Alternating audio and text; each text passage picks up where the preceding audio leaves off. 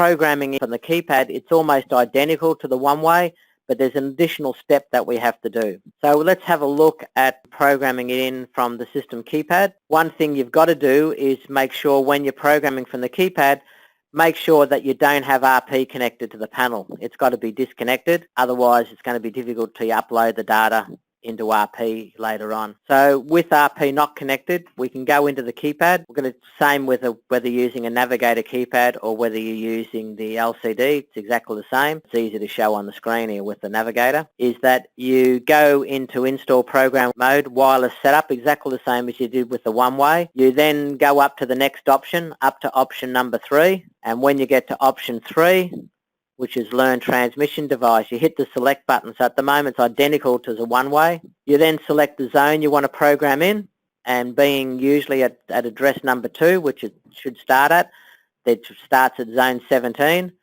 So you can either manually type in zone 17 or use the up and down to get to the zone that you want.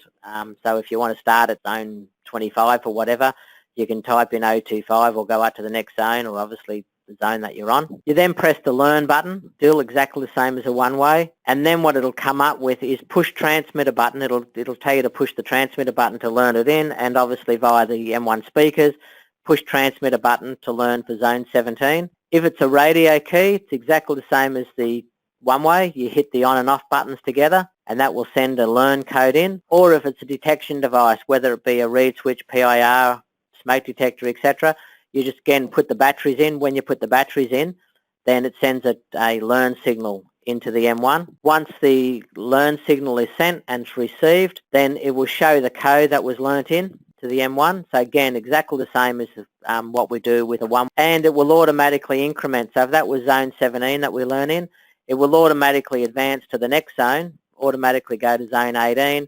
You can then put the battery in the next device. It'll automatically move on to zone 19, put the battery in, 20, put the battery in without you touching the keypad. You can just go one after the other, after the other, after other, etc., till you've learned all the devices in. Now with the two-way, there's one extra step now we have to do that we never had to do with the one-way, and that is that once it's been enrolled, the device, we then have to hit the HW or hardware button, and when we push that, we now have to program the loop number. At default it'll be a loop 0, so we use the right arrow key to move the cursor under where it says loop 0, and then we have to put an associated loop number in. If it's a radio key, then that can stay at loop 0. If it's a radio device, whether it be a reed switch, PIR, smoke detector, etc., then that must be changed to loop 2. When the 3-button device comes out, don't know if you picked up, but it had loop 1 and loop 3 on there. So the main reed switch on that 3-way will be loop 2 as default, which you'd have to put for loop 2. But when you learnt in, you'd go to the next zone, then that's got to be loop 1 or loop 3, depending which hardwire you're going to put in.